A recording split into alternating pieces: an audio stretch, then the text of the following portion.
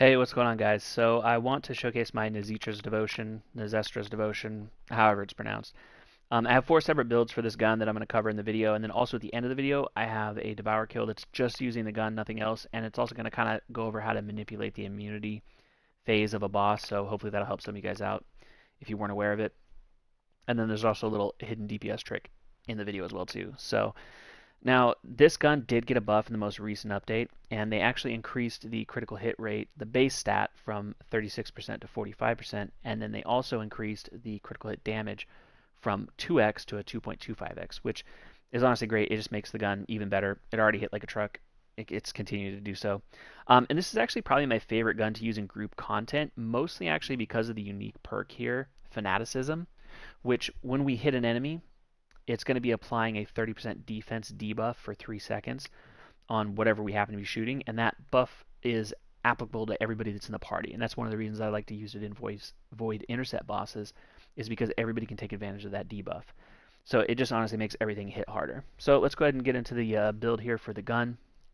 As for the stats you're going to want on this, there's kind of three primaries, and then the fourth one is a little bit of an option. Number one, firearm attack. That's going to be the same for pretty much every gun, standard. And then this is a crit-based weapon, so we're going for crit rate and crit damage. Those are the other two stats you're going to want on it. And then for the fourth one, you have a choice. You can kind of go with weak point damage, which is what I went with. But you could also get Colossus, or damage to Colossus, if you're mostly using this in void intercept battles. So that's kind of an option for you guys on the last one there. One thing I do want to make note of here is, as you can see, I have the firearm attack is a blue roll, and it's only 10%. I don't want you guys to worry too much about trying to get the perfect 4 gold rolls, because there's a couple of them, there's not a lot of variance in them. So for example, the firearm attack, the blue roll I believe starts out at 10%, but the gold roll only caps out at 12.2. So the reality is I'm only missing about 1.9% firearm attack here on the gun. So it's as long as you get the actual stat rolls, the attack, the critical hit rate, the critical damage, the weak point damage, that's really what you want to focus on, as opposed to just trying to min max for all 4 gold rolls. But if you get them, great. If not, it's really not that big of a deal. So let's go ahead and get into the build here. This is kind of the first build that I have set up for the gun. I have 4 that I'm going to cover here. You guys can kind of play around with what you like, and I'll kind of give my thoughts on how I feel about them. This one, I'll pause the video here too, so you can screenshot this if you want to for the mod, so I'm not scrolling over top of all of them.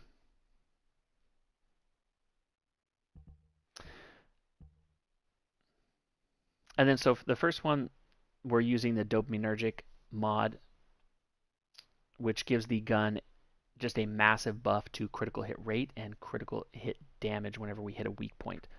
Now, I'm not sure if this is a translation issue or if it's just good RNG on my part, but for whatever reason, when I'm using this mod, I feel like the gun is critting more often. So I don't know if it's applying this critical hit rate all the time and then only applying the critical hit damage bonus when we're hitting the weak point. That's just how it feels to me, but again, it may just be good RNG on my part, but it does feel like the gun crits more often. So we're sitting at 87% critical hit rate and a 5.7x critical hit damage rate and a 3x weak point damage with the setup on the gun. Running weak point or action and reaction, we're running rifling reinforcement, pretty standard, better concentration. Weak point aiming here, insight focus, weak point sight, have aiming, concentration priority, better insight, and then dopaminergic activate. Now, one thing to note, this have aiming mod gives us a negative 20% accuracy, and the reason that we're running this weak point aiming here is to offset that. And the reason that we're running this as opposed to something else is because this gun comes with this slot already catalyzed as the rutile slot here. So unless you want to go in and recatalyze the gun, there's not a lot that can be placed here. You could put toxic enchantment here, but we'll go over that in the poison setup I have for the gun. So the best thing you can slot here is just going to be this, which is going to offset the negative stat bonus from have aiming. And essentially what accuracy does is it increases the size of the reticle that you have. So obviously the better the accuracy, the smaller the reticle, the more that you have these negative accuracy modifiers on here, the larger the reticle gets.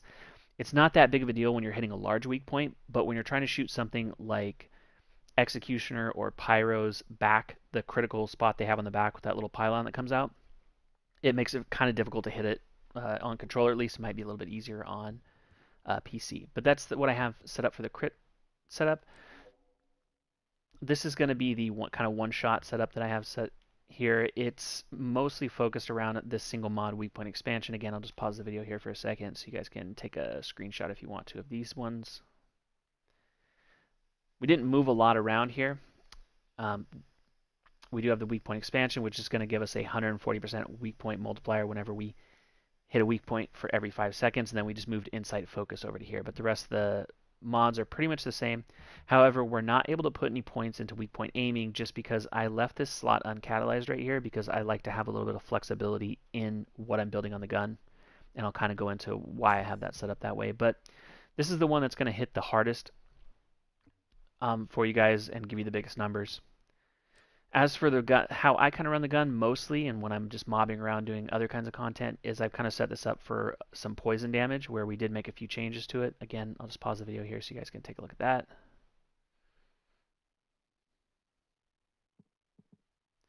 And again, we're running dopaminergic activate here just because of the increased critical rate. The rest of the mods are pretty much the same. However, we did switch out the concentration priority for fatal critical, so we don't have the negative 30% reload modifier on here. And then we also switched out have aiming for focus fire, so we don't have the negative accuracy bonus on here. And then that allows us to slot in the toxic enchantment completely maxed out for the extra 30% firearm attack on the gun. And then lastly, we have a Lepic setup here. The two keys for this are just going to be sharp precision shot and fire rate up. And now the reason that I like running this on the impact round guns, and specifically Nazeistras Devotion, is because if we actually take a look at the general rounds version of sharp precision shot here, you can see at max rank it stacks up every half a second. But if we look at this one here from the impact round, it actually stacks up every 0.4 seconds. So with that, we can comfortably get out that 15 shots from his ultimate if you have the majority of the duration increased mods into your build. And it just feels a lot more comfortable hitting that, where sometimes you might not get to 15 if you're using the general rounds one and you don't time your roll correctly. So we'll just go ahead and kind of show the damage difference between these three builds right here. Let's make sure we got a level 100 mob out. We do. Make sure it's invulnerable.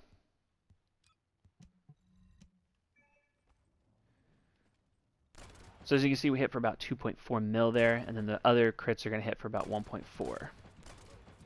So 2.4, we're getting that every 5 seconds, as long as we're getting a crit. And again, because of the crit buff to the gun and how much crit we have built into the gun, we're getting them quite often. Now, as for the other setup, for the crit damage setup here, this one, again, it does hit a little softer, but I feel like it does crit more often. So we're hitting about 1.9. And then we're hitting 1.4s pretty consistently for the gun. And last, for the poison setup here, this one again also does hit a little bit lighter, but it does give us a pretty good damage over time with the poison when it procs.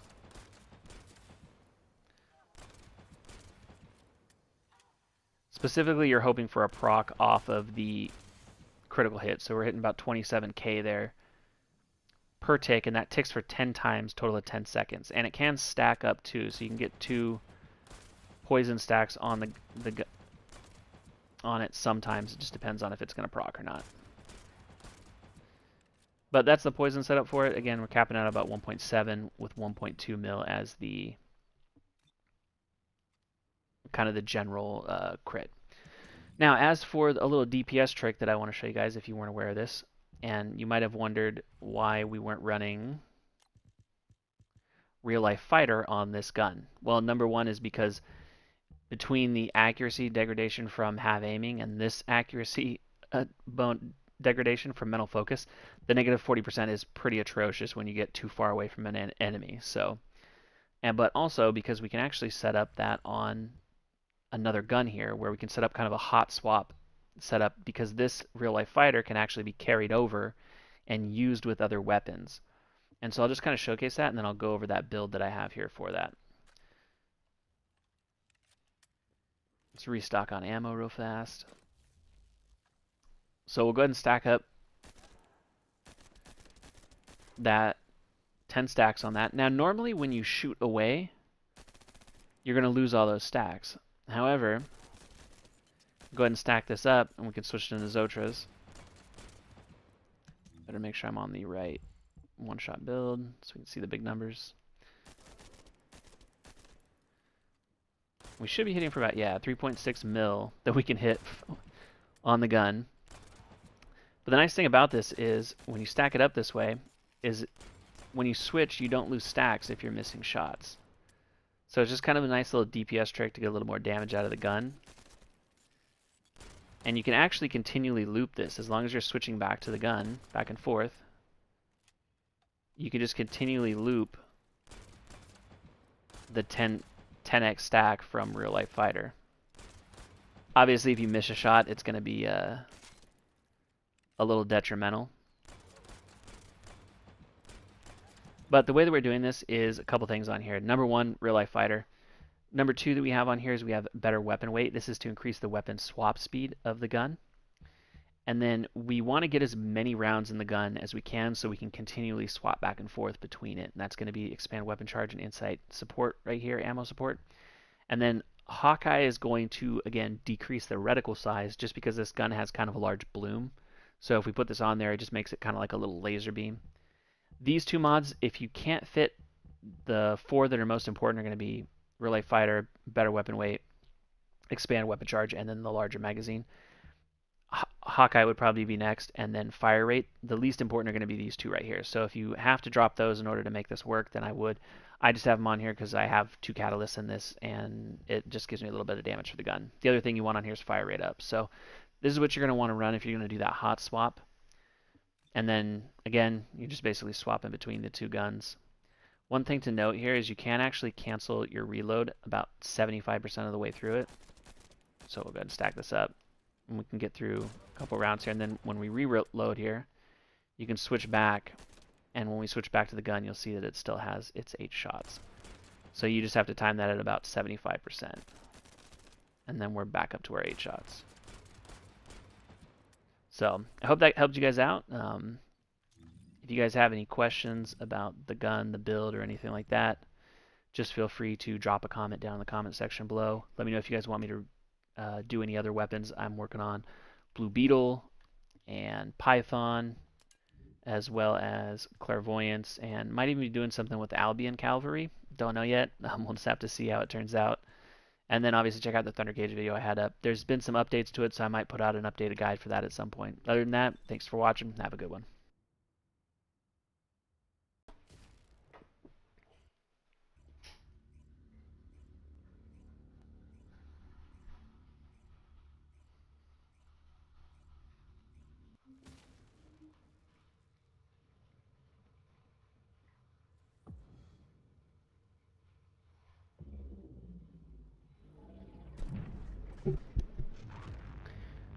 Alright, so we're going to go ahead and showcase how to manipulate the boss's immunity meter, as well as a little display of the Nazeistras Devotion gun here that we're running.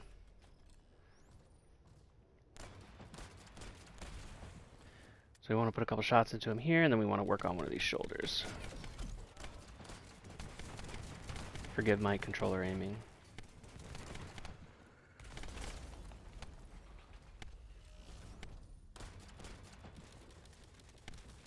That should have been enough. There we go. I wouldn't push him more than past half, otherwise you might not have enough time.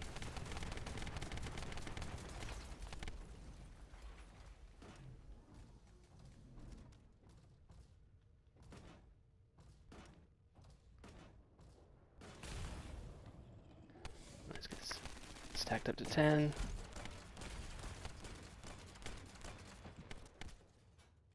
And then we want to work on that other shoulder up there. As you can see, while he is in the down state and for a couple seconds afterwards, he does not build any immunity. So that's what the time when you want to do the most damage to him. Because as you can see, it's still sitting at the same spot it was before we hopped up there. Also, as you can see, the shoulder's white right now. That simply means that it can't be grappled to at this time because it's also in kind of an immune state at the moment. So now that it's yellow again, we can go ahead and grapple to that. Another thing to note too is if the boss is close to an immunity, you can actually hold on to the shoulder here until right before you're gonna run out of stacks, and then you can pop his thing.